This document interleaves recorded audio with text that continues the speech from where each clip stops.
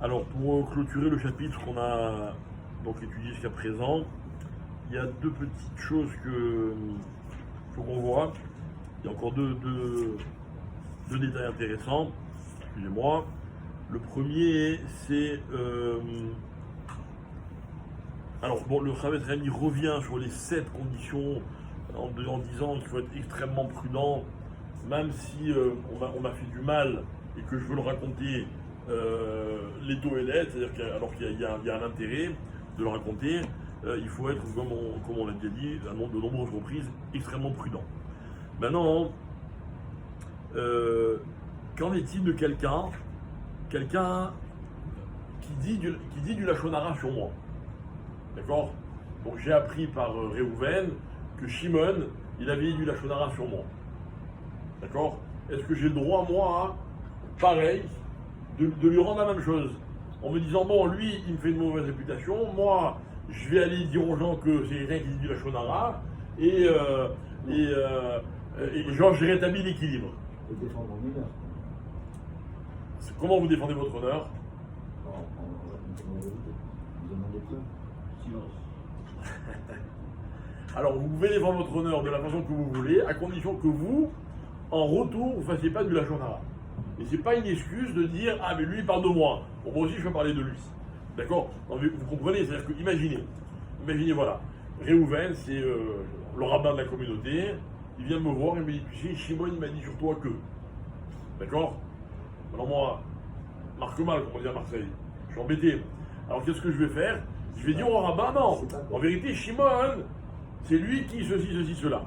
D'accord? Comme ça, moi, je vais redorer mon image, mais pour redorer mon image, je vais rabaisser l'autre.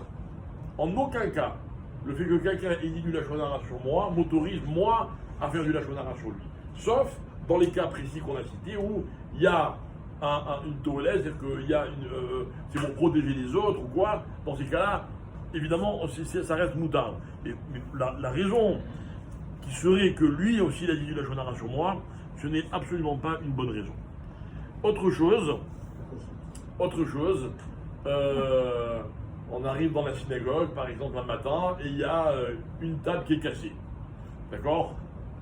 Et le responsable de la synagogue, il me dit, moi, hier je t'ai vu, c'est toi qui as cassé la table?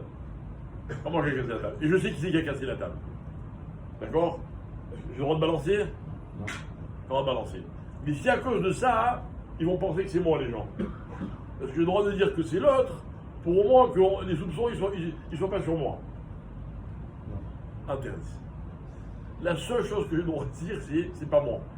Si je peux prouver, tant mieux. Si je j'arrive à convaincre, tant mieux. Mais j'ai pas le droit de convaincre les gens que c'est pas moi en balançant quelqu'un d'autre. Ça s'appelle du Lachon Hara.